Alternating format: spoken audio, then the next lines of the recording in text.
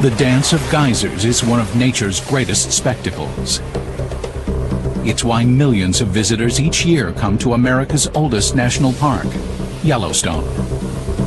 Its spectacular beauty inspired President Ulysses S. Grant to protect these 2 million acres of northern Wyoming wilderness back in 1872, and it's been a haven for outdoor enthusiasts ever since.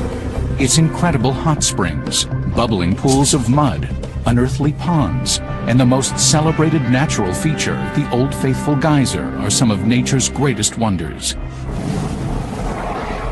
But beneath this primal beauty simmers a hidden threat. 5 miles below the waterfalls and mountain peaks lies the heart of a supervolcano, a constantly moving cauldron of molten rock the size of Mount Everest. Over countless millions of years, it fills with lava to the breaking point. Like a bomb with a hidden timer, it finally explodes. We don't know how long it's going to just sit there before it decides to go off. If sometime in the future it were to erupt, as it has before, the Yellowstone volcano would overwhelm everything within 100 miles and disrupt lives across the globe for years. The first sign of trouble will be increasing seismic activity. The ground would rise as pressure from the molten rock begins to grow. There would be a lot of ground deformation, and then if it was moving up slowly enough, we would actually start seeing large changes in the geyser bases. Finally, the lava would shatter the Earth's surface with an explosion 10 times larger than Mount St. Helens. A hurricane of hot gases would spread out in all directions as the ash cloud reaches 80,000 feet into the air. Already larger than anything man has experienced, this would be just the beginning of a Yellowstone super eruption. Within days, a second enormous eruption would begin, then another. Soon, a ring of monstrous explosions 50 miles wide would be spewing molten rock and burning gases across the landscape. Certainly within 100 miles of Yellowstone, there wouldn't be much that was not destroyed. High in the atmosphere, the ash cloud would surround the planet, sending temperatures plunging. Global agriculture would fall into chaos. How do we know it will happen? Because it's happened before. The evidence is etched into the geologic record of past supervolcanoes. There are 1,500 volcanoes around the world. But there are fewer than 10 supervolcanoes. The ones with the potential to not only destroy the surrounding area, but to create a global disaster. And Yellowstone is one of these supervolcanoes. Imagine something 10,000 times the size of Mount St. Helens. It's almost unimaginable. Unlike a conventional volcano with its crater atop a mountain, Yellowstone's crater is so large it can only be seen from the air. This is the rim of a monstrous crater called a caldera that collapsed into the magma chamber during the last super eruption. It's large enough to hold the city of Los Angeles. People drive 35 miles, 45 miles commuting to work in that. Well, that's the distance across this caldera. And this is only the last of 3 monstrous calderas formed over the past 2 million years. The volcanic history of Yellowstone is really marked by these 3 giant cataclysmic eruptions of the scale that we haven't seen in, history of man, really. The first eruption vented somewhere around 600 cubic miles of material.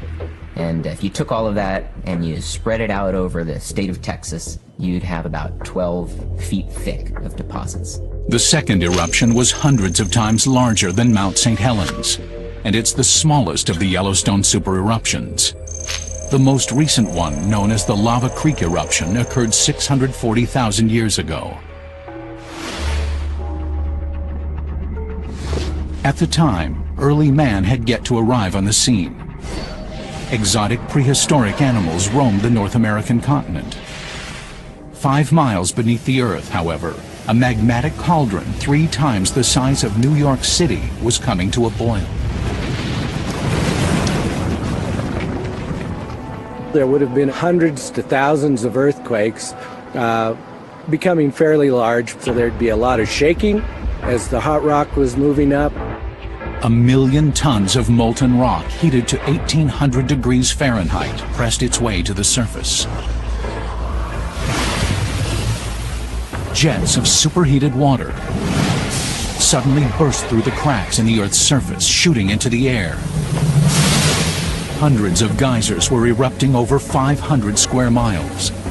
We get explosions out of the hydrothermal system that put holes in the ground as big as a mile across. So they're big events.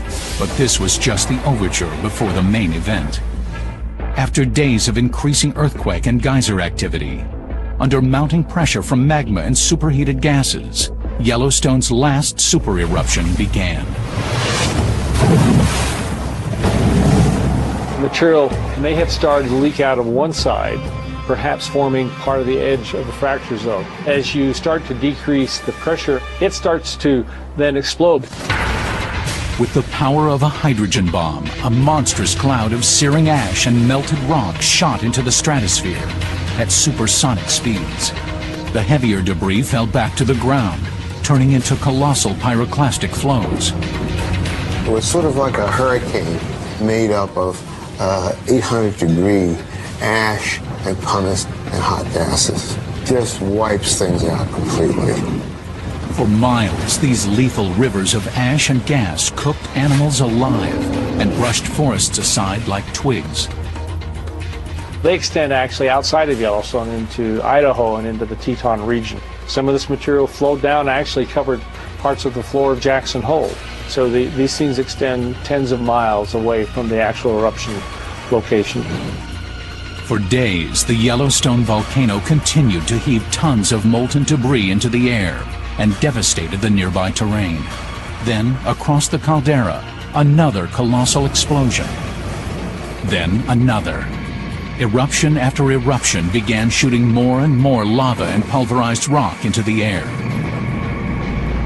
Typically, when these eruptions begin, they begin at a single vent, and the event may then get larger, moving out along some sort of a fracture system. Yellowstone had turned into a super eruption. Its devastation would reach around the world.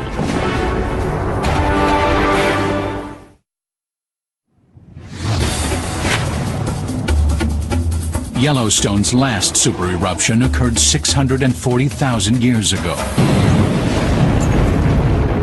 It started as a single massive volcano, but soon turned into a series of eruptions, exploding with the full force of a supervolcano.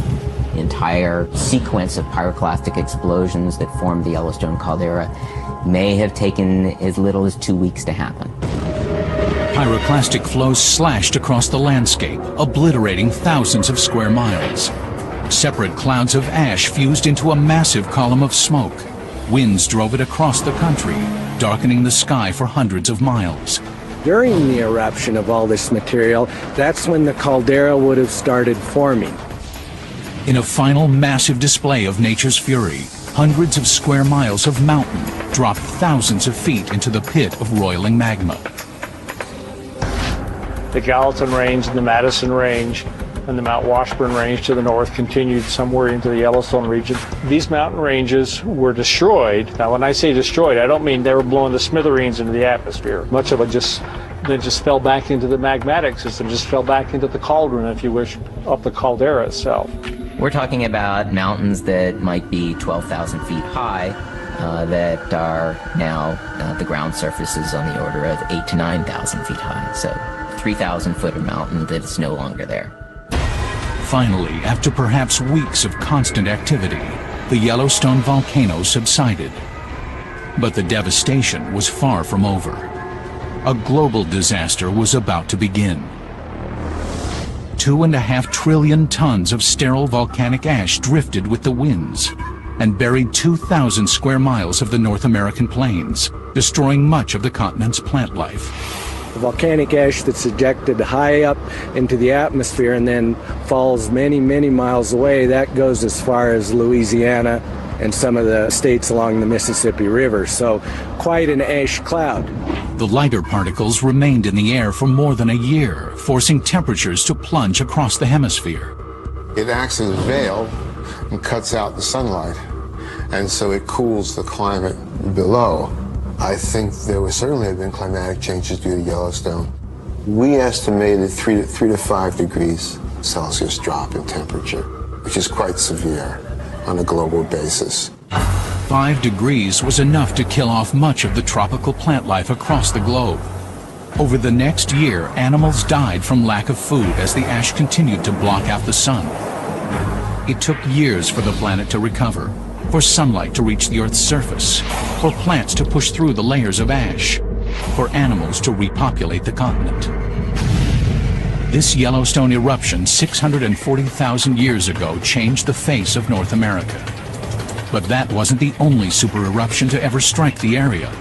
Besides the 3 calderas found near Yellowstone Park, geologists have discovered a series of eruptions and super eruptions that extend back 16 million years. There have been a series of volcanic eruptions similar to those that occur at Yellowstone, and there are all sorts of calderas that are preserved in the Snake River Plain in Idaho and extending back into Nevada. To date, 15 calderas of more than 140 large eruptions have been mapped. They create a trail running northeast to southwest and are an indication of what geologists call a hotspot. A hotspot is a portion of the Earth's mantle that contains a massive pool of partly molten rock. There is an area within the Earth's mantle, deep underneath where we live, that is molten. And it's causing a lot of heat to rise towards the surface, and that heat causes melting in the crust. And so we get large magma chambers. From time to time, as the pressures build, the magma works its way to the surface and explodes. There are 20 or 30 hotspots around the Earth's globe, such places as Hawaii and Iceland. These are long-lived zones of active volcanism. The Hawaiian Islands, for example, were created one by one over the millennia by an underwater volcano. Though it appears as if the volcano had moved along the Earth's surface, in reality, the area of molten rock has remained relatively stationary. It is the Earth's crust which has moved. The same is true for the Yellowstone hotspot. Above its magma chamber, the North American plate is slowly sliding to the southwest, about an inch a year. With each new eruption, a caldera is formed and appears to be further to the north. We find calderas all the way back into northern Nevada, and it's possible that there have been as many as 50 eruptions, just as big as some of the ones that have come out of Yellowstone. With a history of multiple cataclysmic eruptions, Yellowstone is becoming the most studied supervolcano in the world, and its hundreds of yearly earthquakes, thousands of geysers, and massive magma chamber make it one of the most geologically active regions. This thing is a breathing system, and it's a dynamic system. So I called it a living, breathing, shaking caldera. At the heart of these super eruptions is thought to be a mantle plume, an upwelling of molten rock rising from deep within the Earth. But no one could be sure. Recently, however, scientists have been using extremely sensitive monitoring systems to capture data from earthquakes centered around the world. The data has helped create the first 3D image of the source of Yellowstone's power. Once we put out an array of seismographs with sufficient resolutions, like getting a high resolution CAT scan, we saw that this thing was going off laterally about 150 kilometers to the northwest, and it is basically coming up from a depth of about 600 kilometers. Yellowstone's magma source begins 450 miles below the surface, and surprisingly not directly under the park, but 150 miles away beneath the Montana-Idaho border. It was totally unexpected and would not fit into anyone's textbooks or classic ideas. As the research continues, scientists are realizing how little they really know about the Yellowstone volcano. Since humans haven't seen an eruption of this magnitude, we're somewhat challenged to know exactly how the systems work. One thing is known for sure. If Yellowstone erupts again, pyroclastic flows will destroy everything near the volcano, and its ash cloud would overwhelm humanity across the globe. And predicting its eruption could be a matter of life and death.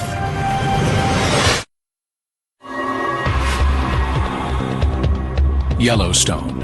Its dreamlike natural beauty may, sometime in the future, turn into a nightmare. With little warning, the gigantic volcano could awaken and explode, putting the entire planet at risk.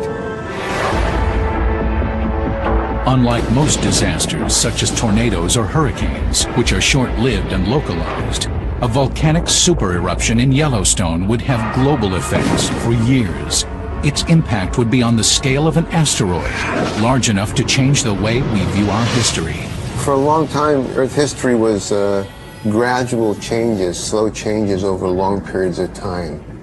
And now we realize that every once in a while, boom, out of the sky comes something catastrophic. Most scientists believe an asteroid caused the disappearance of the dinosaurs 65 million years ago. But new discoveries suggest volcanoes can cause planet-wide devastation as well. One of the early volcanoes fueled by the Yellowstone hotspot left a gruesome graveyard 1,000 miles downwind. 12 million years ago, the wildlife in Nebraska was similar to what we have in Africa today. We have elephants, rhinoceroses, camels, horses related to zebras, all kinds of critters that aren't here anymore. Their bones, discovered in northern Nebraska, tell a distressing story of Yellowstone's impact. They were found buried under several feet of ash, volcanic debris linked to a supereruption. We first thought that maybe all these critters had been buried alive in ash, like the people at Pompeii. But the more closely we looked at the fossils, it turns out that wasn't true. Most of the fossil bones exhibited evidence of a strange illness, a clue to why so many animals died. It has the extra growth of bone on the leg bones and on the jaws.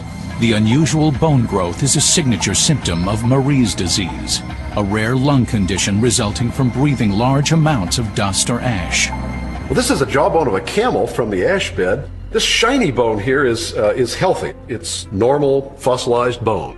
And you can see where the healthy bone stops and this new growth begins. You can see the color changes and the texture changes. It looks like a sponge. And this is the diagnostic feature of HPOD, or Marie's disease. Voorhees believes that ash from the Yellowstone hotspot caused Marie's disease in these animals. Ash is nothing but very small pieces of glass. That's how you can tell volcanic ash from other types of fine powdery rocks, is that volcanic ash sparkles because it's made out of little teeny pieces of glass. During a supereruption, the tremendous pressures cause the molten rock to explode. It turns the rock into tiny pieces of glass, which drift with the wind and land hundreds of miles away. Just as soon as the volcanic ash fell, the whole landscape for thousands of square miles was covered with this very fine powder. And every step that those animals took, they would raise a cloud of ash. And they just kept breathing it day after day after day.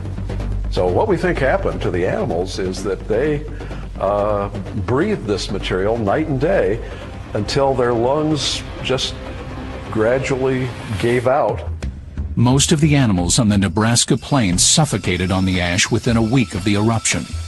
This from a supervolcano 1,000 miles away. Volcanoes can kill at a distance. I really wouldn't have bet 20 years ago that a volcano 1,000 miles away could actually cause mass death, but ashfall has made a believer of me. More recently, the 1815 eruption of the Indonesian island of Tambora proved ash could kill indirectly through dramatic climate change. 50 times larger than Mount St. Helens, the impact of the Tambora volcano was overwhelming. The eruption reduced the mountain by 4,000 feet, as nearly 150 million tons of ash and debris were ejected into the air. The ash cloud could be seen for hundreds of miles. The cloud went over India, darkened the sky, and caused the temperature to go down. The temperatures went below freezing. It took almost a year for the ash to spread across the rest of the globe. But when it did, the results were staggering. A New England newspaper from 1816 published this account. Snow and hail began to fall about 10 o'clock a.m., and the storm continued till evening, accompanied by a brisk wind. This was June 15th. There was, in some places, essentially no summer. In the eastern United States, there was snow and ice in June, July, August. They replanted the crops died, they replanted them again. The unusually frigid weather reached Europe, some 9,000 miles from Tambora, throwing life there into chaos. 1816 was the last time there was widespread starvation in Europe. That's never happened since. And it's almost certainly involved with the eruption of Tambora. And the Tambora eruption doesn't begin to match the fury of a Yellowstone super eruption. The Tambora eruption is on the order of 50 to 100 times smaller than these large sort of supervolcano eruptions out of Yellowstone. Even smaller than Tambora was the 1991 eruption of Mount Pinatubo in the Philippines, which devoured villages out to 200 miles. Yet despite its modest size, Pinatubo altered the global climate for years and has been linked to the destructive hurricanes Andrew and Iniki. After the eruption of Pinatubo, there was a definitely measurable change in the global temperature as a result of that eruption. It was on the order of 2 degrees for the year following the eruption. It may sound trivial, but a 2-degree change in global temperature over a long time could create unusually severe storms and kill off all but the hardiest plant life. Pinatubo was 100 times smaller than the last Yellowstone super eruption and had cataclysmic effects across the globe. Imagine what Yellowstone would do. In recent geological history, only the colossal eruption of Toba on the island of Sumatra can match the size of Yellowstone. And that eruption some 70,000 years ago may have nearly destroyed the human race. Well, Toba is the largest supervolcano that we know about. There's now a large lake called Lake Toba, which is the hole out of which the eruption came. It likely erupted for 2 weeks, dropping ash 6 inches deep on the subcontinent of India. But Toba's greatest impact was felt halfway across the planet, in Africa. Around the time of the Toba eruption, it's thought the population of early man was catastrophically reduced. It appears a bottleneck or a contraction of the human population occurred, reducing our numbers from possibly hundreds of thousands to just a few thousand. We know from the genetic data that something happened in the human history, in the history of our species, that reduced the amount of genetic variation a lot. And the argument is all about what was the nature of that event. One possibility is that there's some catastrophe that happened 70,000 years ago, like the Toba supervolcano, that just wipes out plants and animals and humans all over the earth until there's hardly any of them left. The massive eruption of Toba, more than 25 times larger than Tambora, likely created a catastrophic change in climate. Ice core samples suggest that the average temperature may have dipped as much as 20 degrees for years after the eruption, likely killing off plant life across the globe. Hardest hit would have been tropical areas like Africa. Africa is where we were at the time, and so it would affect us directly. And secondly, it's the tropical vegetation that never experiences cold temperatures, so has no adaptations for cold temperatures whatsoever. The frigid temperatures killed off much of the African plant life, and the resulting famine may have decimated much of the human race. It may be that the 6.5 billion people who inhabit the Earth today are the direct descendants of the few who survived the Toba eruption. If a single eruption like Toba is powerful enough to almost destroy the human race, what would a similar supervolcano do today? When a large giant eruption were to occur, I think there's little that man can do about it. The biggest thing we have to do first is understand them. That's why scientists are studying every aspect of the Yellowstone volcano. What they discover may be the key to our survival.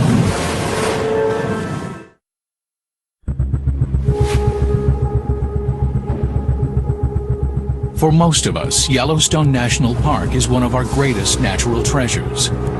But what lies just below the surface could destroy it all. The sense of scale of the catastrophic eruptions for Yellowstone is very hard to grasp. 640,000 years ago, a supervolcano in Yellowstone devastated the region.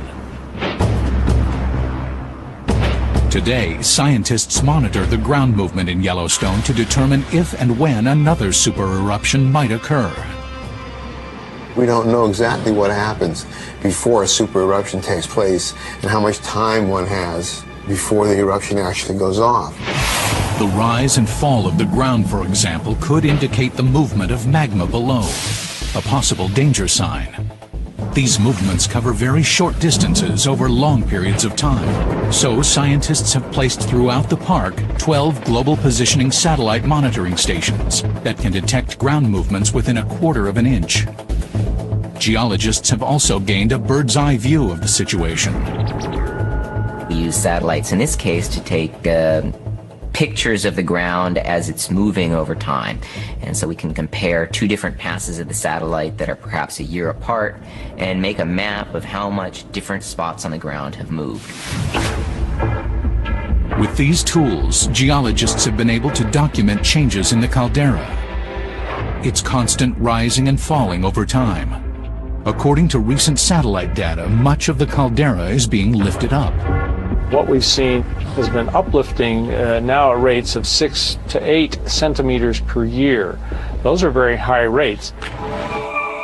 The most dramatic uplift is just north of Yellowstone Lake, in the area geologists call a resurgent dome. And we have within this caldera, these orange areas here, these are resurgent domes. These are areas that are uplifted while the caldera was collapsing and subsiding. Geologists believe that these two areas were lifted up by the magma chamber as the caldera was formed. It's thought that some magma is still inside these domes, holding up these areas. But they couldn't be sure until now.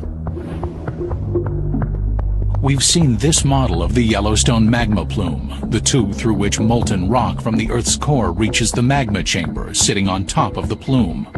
Using similar data, geologists have created this 3D illustration of the magma chamber as it sits below the Yellowstone caldera. This is a three-dimensional image like a CAT scan or an X-ray of the Earth. Is giving us an image of what we think is the magma system that drives Yellowstone. This U-shaped chamber is thought to contain more than 300 cubic miles of partially molten rock, 100 times larger than Pinatubo's magma chamber, and is just 5 miles below the surface. More importantly, the area of the most dramatic uplift spotted by the satellites is directly above a peak of the chamber. This suggests the magma chamber is expanding, pushing up against the Earth's surface at this peak. The other area of striking ground deformation is near the Norris Geyser Basin, the hottest and most unstable thermal basin in the park.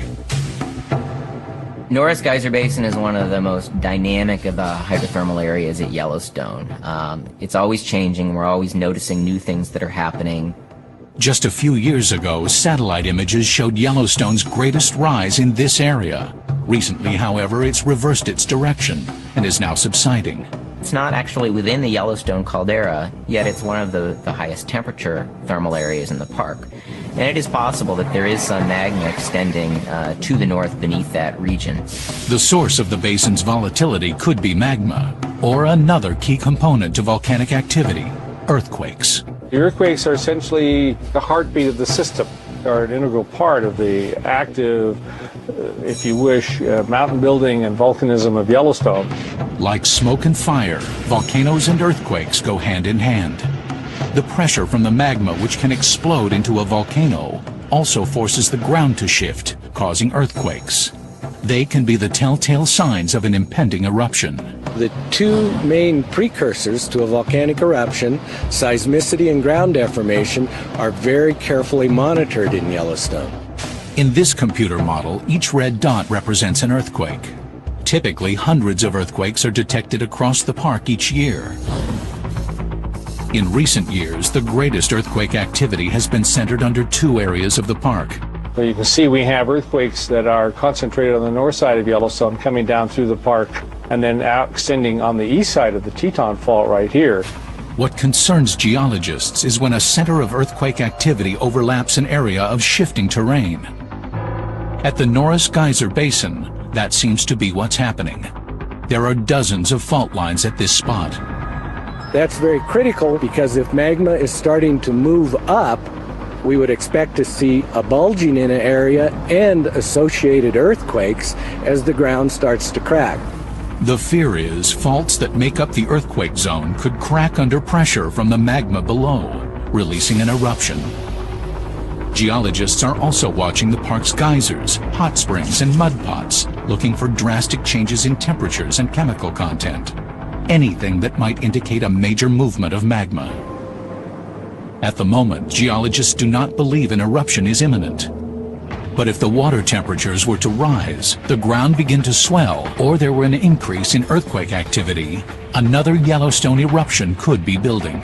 I think that we are smart enough as geoscientists now that we would probably have weeks to perhaps months of indicators before anything like that would occur. However, predicting the precise timing of an eruption is far from simple. Scientists have been fooled in the past. We've seen it in Yellowstone. There is bulging, there's vibrations, there's increased seismicity. There's all the things one would expect and go, oh, uh-oh, we're in trouble. And then, nothing. Therein lies the problem. All we can do is monitor the volcano, but it may not be enough to predict a possible eruption.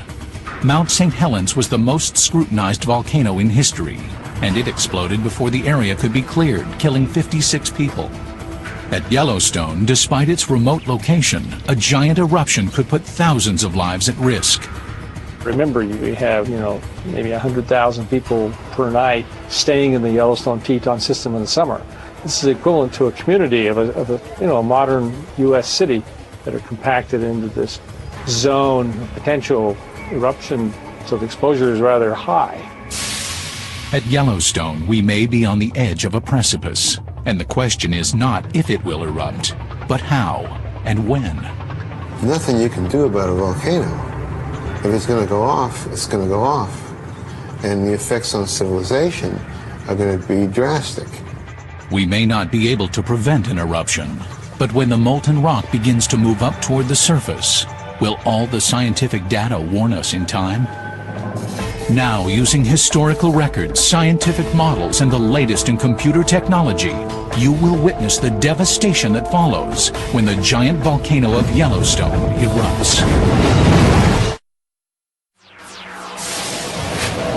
For 70,000 years, the Yellowstone volcano has remained quiet. But sooner or later, its magma chamber will slowly fill with millions of tons of molten rock. Gas pressures will push up toward the surface, bringing the volcano to the breaking point. This is one of the rules of geology. If it happened in the past, it'll happen again in the future. We know there's going to be super eruptions, and probably one at Yellowstone, and it's going to have catastrophic effects. Now, using computer models and the latest scientific information, you will experience what would happen if the largest volcano in North America were to erupt. When that eruption occurs, there is no doubt whatsoever that parts of the northwest of the United States will be completely and comprehensively devastated. It'll just be over. It'll be toast. It'll be finished.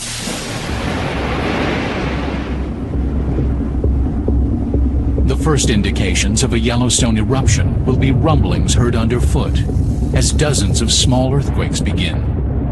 The ground begins to rise from the pressure of the expanding hot waters, gases, and surging magma. The temblors grow in strength, spreading across the entire rim of the caldera. All the tourists have to be cleared from the park. Officials send out warnings to towns within a 100-mile radius, the danger zone of a Yellowstone super eruption.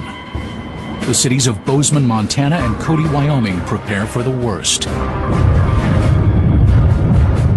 Throughout the park, new cracks in the ground release huge geysers, spouting superheated water hundreds of feet into the air. The earthquake shaking itself will create fractures and cracks, allowing more material to come out. The last of the tourists and park personnel must rush to leave the park, trying to reach a safe distance some 100 miles away before the caldera lets go. They may not have enough time. Lava first appears, oozing out of cracks in the surface. Then, steam and ash explode hundreds of feet into the air. But instead of this relieving the pressure, it pushes the volcano over the edge.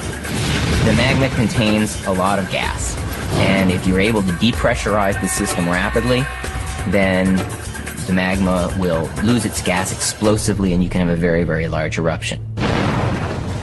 From 5 miles below the surface, molten rock heated to 1,200 degrees bursts into the air. It begins to erupt, and you see these flows coming out sideways, and there's nowhere to go. Like a hurricane of ash, pyroclastic flows rip along the ground at 100 miles per hour. For those who left the park within the past half hour, their luck has run out. 50 miles away, the 30,000 residents of Bozeman, Montana watch in horror as the plume of ash and rock reaches into the sky. If they know anything about Yellowstone's past, they'll know they have little time before their city is devastated. The pyroclastic flows may go out as far as 50 to 100 miles away from the volcano. And so you'd see the pyroclastic flows coming across ridge after ridge after ridge, and then finally hitting where you are. So locally, regionally, it's absolutely devastating. Everything would be killed. The sky begins to darken as the ash cloud obscures the afternoon sun. The material is going to explode, violently to the surface, and the material's coming out at supersonic velocities. And the finer materials go 50, 60, 80,000 feet into the atmosphere. Then a second eruption begins on the other side of the caldera. Then another. It is no longer a simple volcanic eruption. Like it did hundreds of thousands of years ago, Yellowstone builds into the largest eruption known to man. The giant cauldron of magma spews 1 million tons of melted rock thousands of feet into the air as several volcanoes continue to erupt. Wave after wave of burning ash and debris destroy everything in their paths. With so little warning, nearly 400,000 people are at risk. And it gets worse. Material falls back onto the surface of the earth, and so you get ashes that are maybe 10, 20, 30 feet deep around Yellowstone. A brilliant summer afternoon begins to look like a blustery, snowy night. The weight of the falling ash collapses roofs across the states of Wyoming, Idaho, and Utah, killing thousands, while a cloud of lighter ash 1,000 times larger than the one produced by Mount St. Helens drifts eastward with the wind. There's so much ash put into the atmosphere, and it gets distributed so globally that it would cause disruption to air traffic, not just near the scene of the eruption, but really globally for a period of time. The ash goes in the jet engine and becomes ceramic and coats the jet engine. And there have been horrifying descriptions of airplanes just losing their power and diving while the pilots try to figure out what to do to start the engines again. Air travel grinds to a halt as the ash cloud reaches the upper atmosphere. And then, the deadliest part of the Yellowstone eruption begins. There's lots of ways you can die in a pyroclastic eruption. And one way is to inhale the stuff and inhale these sharp pieces of glass. They attack the lungs, they attack the bones, they kill you from the inside. Across the country, masks are supplied to protect people against the ash. But farm animals have no protection. Within weeks, vast numbers of the country's livestock die, like the animals that roamed the Nebraska plains 12 million years before. And volcanic ash covers much of the Midwest's farmland. You can't grow anything in that ash. Fresh volcanic ash is sterile, like Mount St. Helens just after the eruption. And so it wipes out the breadbasket of the world, breadbasket of Canada, breadbasket of the United States. And the effects could last for years. Recovery is going to be a long process. So where does food come from in the meantime? I don't know. Millions of people could die from starvation related directly to the ashfall in America's Midwest. Countless more would suffer as the ash cloud drifts across the globe, dramatically changing our climate. It's quite likely that the climatic effects would be much worse than humans have experienced in the last couple hundred years. The Toba eruption suggests that ash particles would remain in the atmosphere for 6 years, radically cooling the planet. It could mean snow in June, frost in August, and the killing off of crops for years to come. Imagine 6 years without a growing season. What does that mean? I foresee a very difficult period of time when civilization would really be strained at the roots. This would be the most severe condition that human beings have ever met. It may not happen for thousands of years, but one day history will repeat itself. The slumber of the Yellowstone caldera will end, and the planet will face potential catastrophe. Hopefully by then we'll be prepared. But if not, it could be one of nature's greatest mega disasters.